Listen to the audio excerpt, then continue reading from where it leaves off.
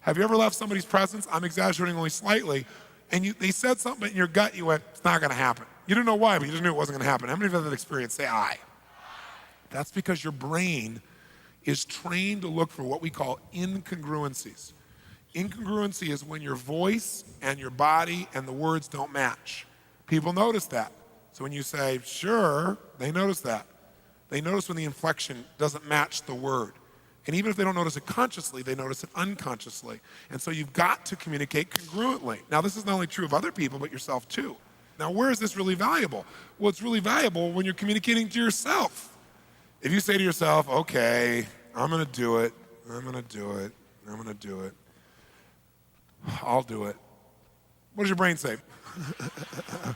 He goes, there's no way in a million years you're not gonna do it. Who are you trying to kid? I'm not stupid, you know, there's no physiology here. You're incongruent. But if you say, I'm gonna do it, then your whole brain, body, everything gets, you mean it and you'll show up. So you wanna not only get good at communicating well with other people, but first you gotta get good at communicating well with yourself. Does this make sense?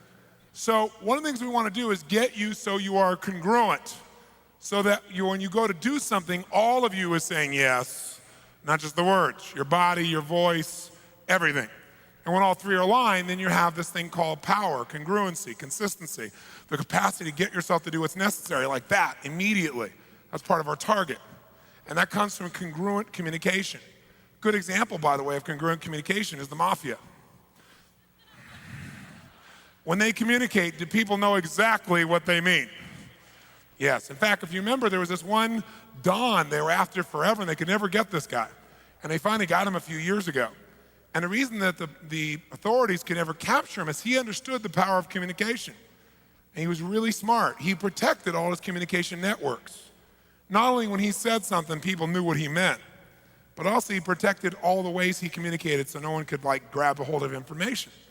So for example, he had an accountant for many years who was a man who could not speak and could not hear. Makes it very difficult to testify in court that way. So one day though, what blew the whole thing up was this accountant gets called in to the mafia boss's office because the mafia boss freaks out and realizes he's missing $3 million from his accounts. He pulls in this accountant who he can't talk to. So he has to talk through a finger sign, interpreter. So he turns this guy and he says, to an interpreter, he says, you tell this guy I'm missing $3 million, I know he has it, and I want it right now. Interpreter turns and says, he says that he's missing $3 million, he thinks you've got it, and he wants it right now. Well, the accountant gets this funny look on his face, starts flashing fingers back. I don't know why he's coming to me. I'm a trusted, loyal employee. I've been here forever. Tell him look somewhere else.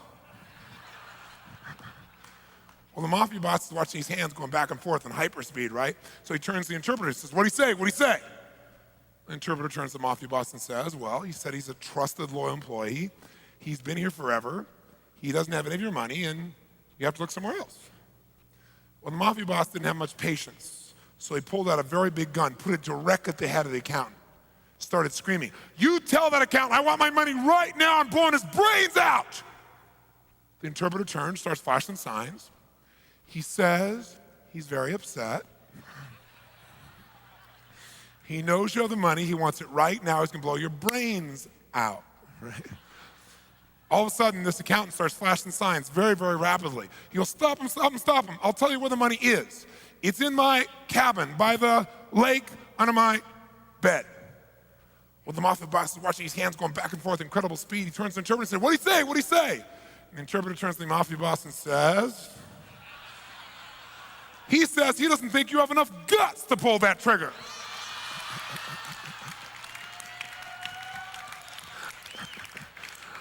Moral of the story. We don't want to misinterpret ourselves this weekend, right? Now, if you're going to be effective then in communicating, you probably should know how your brain functions. I mean, understand what really triggers your brain to work. Now, we understand, first of all, that no matter what happens in our life, it's not what happens that determines life, it's what we do with it, right? It's what we communicate and what action we take. How many buy that? Say aye. And so what we've got to be able to do then is understand maybe why we do what we do. Now, most of you know at a very basic level why you do what you do. Most of us do anyway. We know that everything we do, ultimately, we do for one of two reasons. We do it either out of our need to avoid what? or out of our desire to gain. That's the whole game. Now, what's interesting though is this. You and I as human beings have a unique ability. We don't actually avoid real pain. We don't actually move towards real pleasure. We move towards what we think will equal pleasure, or what we make up in our head will equal pleasure. And we avoid whatever we make up will equal pain. Like, we're unique. We're not like dogs. There isn't a clear pain and pleasure. We make stuff up. Can someone make up something that's really good for them in their mind, make it up that it's painful? Is that possible? Can a hunger striker literally starve themselves but feel pleasure instead of pain because they associate a higher moral ground to what they're doing? Yes or no? Sure. I mean, you look at Nelson Mandela. Of all the people I've had the privilege of meeting, people ask me all the time, like, who's the person you respect the most? By far him. Could you imagine somebody taking 27 years of your life away from you and you not wanting to kill everybody in sight?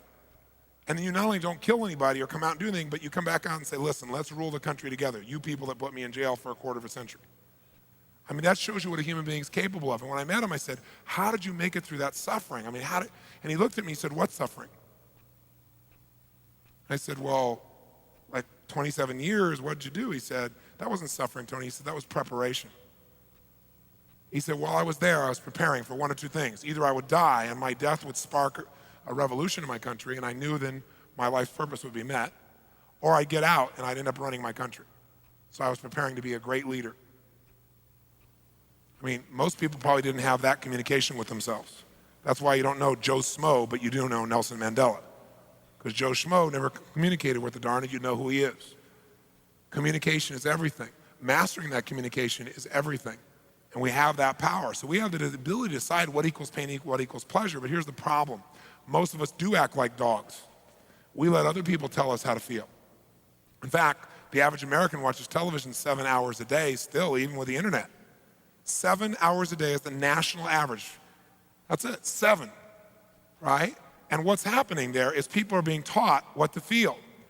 And advertisers know how to get you emotional about dog food or women's hygiene products, right? You know, I mean, it's unbelievable what's on the news. Plus, now they got drugs.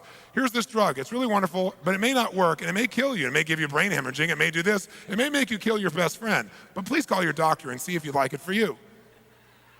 But they play the nice music while they're saying it. It's like a Saturday Night Live commercial. Have you seen these commercials the last few years? It's like staggering the stuff they put on there. You know, you may have a brain hemorrhage, right? Because they know how to condition you to link pleasure to things that could actually be painful. So if you don't take conscious control, if you don't have a plan for your life, I guarantee you someone else has one for it. So you better be conscious or you get to pay the price of being reactionary. The reason you don't follow through is because you haven't committed with your full being. True congruence means no more contradictions. Not in your body, not in your voice, not in your belief system. Say it like you mean it. Live it like there's no other option. Your transformation begins the moment your communication aligns with your destiny. Subscribe now and commit to the version of you who shows up fully every time